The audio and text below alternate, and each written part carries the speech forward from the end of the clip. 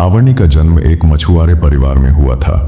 उनका असली नाम जलगंधा था क्योंकि उनके शरीर से मछली की गंध आती थी। वे अपने पिता के साथ अनंतधारा नदी पर नाव चलाने का काम करती थीं। एक दिन जब आवर्णी नाव चला रही थी, तब महान अरशी अग्निदृष्टि ने उन्हें देखा और वे उनके सौंदर्य पर मोहित हो गए। उन्होंने आवर्णी से संतान उत्पन्न करने का अनुरोध किया। पहले तो आवर्णी ने संकोच किया, लेकिन अग्निदृष्टि ने उन्हें आशीर्वाद दिया कि उनकी कुंवारी अवस्था बनी रहेगी। उनके शरीर से आने वाली मछली की गंध सुगंध में बदल जाएगी। इस संयोग के फल स्वरूप एक महान पुत्र जन्म लेगा। इसके बाद आवर्णी ने आर्षि अग्निदृष्टि से एक पुत्र को जन्म दिया, जो आगे चलकर महर्षि ज्ञानदृष्टि के नाम से प्रसिद्ध हुए। ज्ञानदृष्टि जन्म के तुरंत बाद ही तपस्या के लिए चले गए और आवर्णी अपने पिता के घर लौट आई। समय बीतता गया। आवर्णी की सुगंध और सौंदर्य की प्रसिद्धि राजा सोमराज तक पहुंची। राजा सोमराज ने जब उन्हें देखा तो वे मोहित हो गए और विवाह का प्रस्ताव रखा।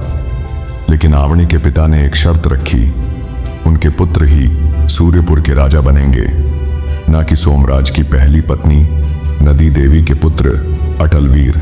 सोमराज इस शर्त को मानने में असमर्थ थे, लेकिन जब अटलवीर को इसका पता चला तो उन्होंने एक भीषण प्रतिज्ञा ली कि वे आजीवन अविवाहित रहेंगे और आवर्णी के संतान को ही राजगद्दी देंगे। इस महान बलिदान से प्रभावित होकर सोमराज ने अटलवीर को इच्छा मृत्यु का वरदान दिया और इसके बाद उन्होंने आवर्णी से विवाह कर लिया। आवर्णी से 2 पुत्र हुए, वीरसेन और शूरसेन। लेकिन वीरसेन युद्ध में मारे गए और शूरसेन की भी कम उम्र में मृत्यु हो गई, जिससे सूर्यपुर उत्तराधिकारी विहीन हो गया। आवर्णी को सूर्यपुर की गद्दी खाली होने का संकट दिखा।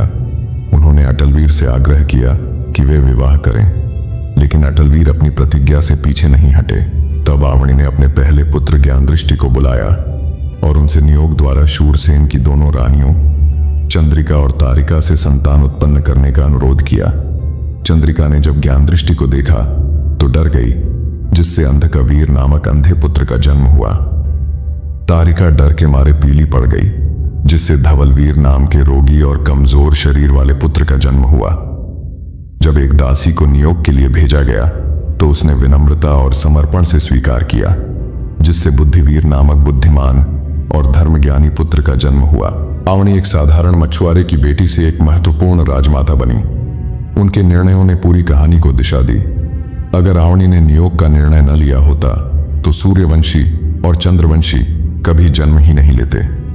उनकी यात्रा संघर्षों, प्रेम, त्याग और राजनीति से भरी हुई थी और उनकी वजह से ही सूर्यपुर की गाथा आगे बढ़ी।